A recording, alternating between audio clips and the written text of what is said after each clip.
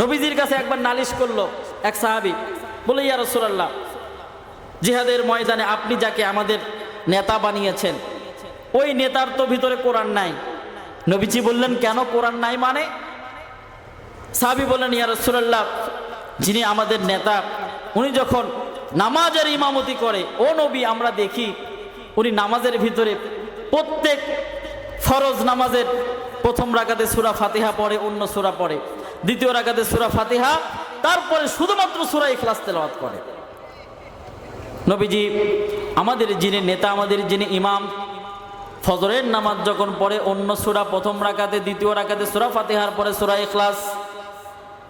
জোহর শুনতে পারে না, আসর শুনতে পারে না, মাগরিবে আবার একই অবস্থা।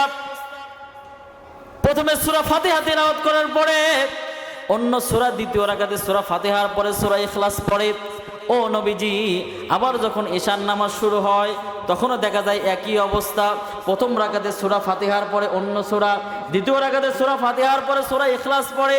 ও নবীজির একদিনের চিত্র নয়, যতদিন হলো তাকে আপনি ইমাম বানিয়েছেন, যতদিন হলো তাকে আপনি নেতা বানিয়েছেন, ওই দিন থেকে শুরু করে নিয়ে আজকের দিন পর্যন্ত প্রত্যেক ফরজ নামাজের দ্বিতীয় রাকাতে শুধুমাত্র সূরা ইখলাস তেলাওয়াত করে।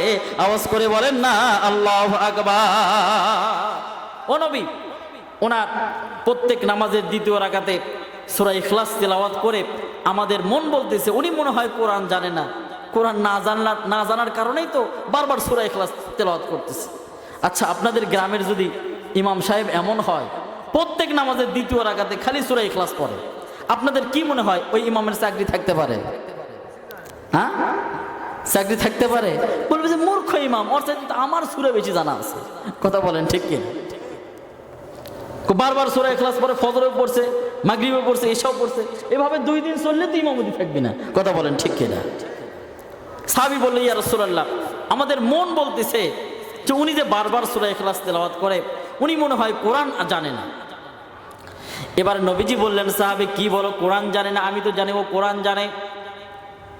তোমরা যতজন গেছো সব চাইতে বেশি কোরআন জানে, বেশি এলেম তার ভিতরে, বেশি যোগ্যতা তার ভিতরে।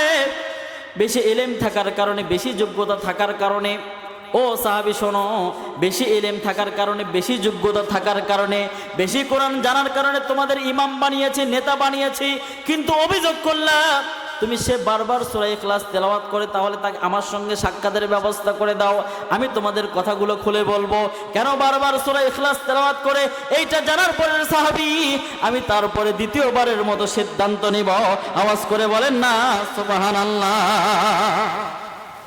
আমি আগে শুনি কেন বারবার সূরা ইখলাস পড়ে, তাছাড়া তো আমি সিদ্ধান্ত দিতে পারতেছি না। এবার ইমামকে ডাকা হলো, তাদের নেতাকে ডাকা হলো। ও নেতা, ইমাম, তোমাকে তো আমি ইমামতি দিয়েছি, আমি তো নেতৃত্ব দেওয়ার জন্য তোমাকে ওখানে নিযুক্ত করেছি। আচ্ছা, আমি জানি তোমার ভিতরে কোরআন আছে, এলেমের যোগ্যতায় তুমি বড় তাদের চাইতে, এই জন্যই তো তোমাকে নেতা বানালাম। কিন্তু তোমার নামে অভিযোগ বারবার সূরা ইখলাস পড়ো, কারণটা কি রে সাহাবী?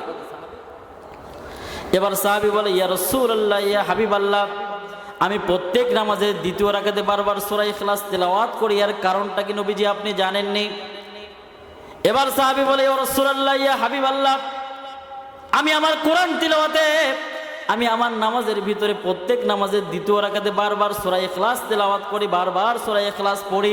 ফজরেও আমি সূরা ইখলাস পড়ি, আমি আসরেও ইখলাস পড়ি, মাগরিবেও ইখলাস পড়ি, এশাও ইখলাস পড়ি। প্রত্যেকটা দিন দ্বিতীয় রাকাতে নামাজে আমি সূরা ইখলাস পড়ি। আর কারণটা কি? ও নবী, এই পবিত্র কোরআনের ভিতরে যতগুলো সূরা আছে একমাত্র কেবলমাত্র সূরা ইখলাস হলো এমন একটি সূরা যে সূরার ভিতরে আমার আল্লাহর পরিচয় পাওয়া যায়। আওয়াজ করে বলেন না আল্লাহু আকবার। ও নবী, এই পবিত্র কোরআনের ভিতরে অনেকগুলো সূরা। ও নবীজি, একটা সূরার ভিতরে শুধুমাত্র আল্লাহর কথা, অন্য কোনো কথা নাই। জোরে বলেন সুবহানাল্লাহ। নবীজি গো, যে সূরার ভিতরে শুধুমাত্র আল্লাহর কথা, যে সূরার ভিতরে শুধুমাত্র আল্লাহর পরিচয়, ও নবীজি, যে সূরার ভিতরে আল্লাহর কথা, আল্লাহর পরিচয়, আল্লাহর কথা, আল্লাহর পরিচয় থাকার জন্য আমার ভিতরে বড় মহব্বত। যখন চান্দুরা পার হয়ে ভিতরে ঢুকবেন খালি বিল্ডিং আর বিল্ডিং। কথা বলেন না কেন? বড় বড় বিল্ডিং দেখা যায়। তো কয়েকটা বিল্ডিং আমাকে আকর্ষিত করলো।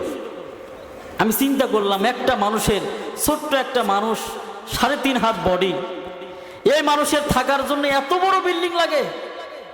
কথা কন না খেয়ে, এত বড় বিল্ডিং, এত উচ্চ অট্টালিকা, 10 তলা, 20 তলা, 30 তলা, 50 তলা, এত কিছুর দরকার? আফসোস লাগলো। বড় বড় বিল্ডিং দেখলে, সুন্দর বালাখানা দেখলে আমাদেরও আফসোস হয়। কথা বলেন না কেন? সবাই কিন্তু চায় যে আমাদেরও একটা সুন্দর বাড়ি হোক। তা আমি চিন্তা করলাম, ছোট্ট একটা মানুষ, আর মানুষ তাদের থাকার জন্য কত বড় বিল্ডিং করছে। তারপরে আবার পকেটের কথা চিন্তা করলাম যে আমার যে পকেটের অবস্থা, ওই খালি স্বপ্নই দেখতে হবে, বাস্তবায়ন হওয়া সম্ভব না। তখনই মনে পড়ে গেল নবীজির সেই হাদিসের কথা। নবীজি বললেন পবিত্র কোরআনে কারিমের সূরা ইখলাস। কোন সূরা? আরো জোরে বলেন, আরো জোরে কন, সূরা ইখলাস। নবীজি বললেন যারা 10 বার পড়বে। কয়বার? আরো জোরে কন, আর একটু জোরে, জোরসে বলো, হলো না রে, আরো জোরে। কয়বার? 10 বার। নবীজি বললেন যারা সূরা ইখলাস 10 বার পড়বে, দুনিয়ার জমিনে যারা বসে এই পবিত্র কোরআনের সূরা ইখলাস 10 বার তেলাওয়াত করার সঙ্গে সঙ্গে আল্লাহ তাআলা জান্নাতের ভিতরে বালাখানা তৈরি করে দিবেন। জোরে কোন সুবহানাল্লাহ। এই জান্নাতের বালাখানা দুনিয়ার জমিনে 100 তলা হোক আর 500 তলা হোক, জান্নাতের একটি বালাখানার সঙ্গে সারা দুনিয়ার বিল্ডিং গুলো একত্রিত করলেও জান্নাতের একটি দরজার সমতুল্য হতে পারবে না। জোরে বলেন সুবহানাল্লাহ। এই জন্য উদাত্ত আহ্বান জানাই, সূরা ইখলাস নিয়ে আলোচনা করেছি। আমরা আমাদের জীবনের শুরু থেকে, আমরা আগামীকাল থেকে যখনই সময় পাবো সূরা ইখলাসটা একটু মনে মনে তেলাওয়াত করব। রাজি আছি তো? ইনশাআল্লাহ। একটা চা খেতে যে সময় লাগে, একটা বিড়ির টান দিতে যে সময় লাগে, সূরা ইখলাস পড়তে অত বেশি সময় লাগে না। কথা বলেন না কেন? এজন্য আমরা নিয়ত করে নিই প্রত্যেক দিন 10 বার, আরেকটা হলো প্রত্যেক দিন 3 বার করে কমপক্ষে হলো আমরা সূরা ইখলাস তেলাওয়াত করব। আল্লাহ তাআলা সেই তৌফিক আমাদেরকে দান করুক। সকলে বলে আমিন।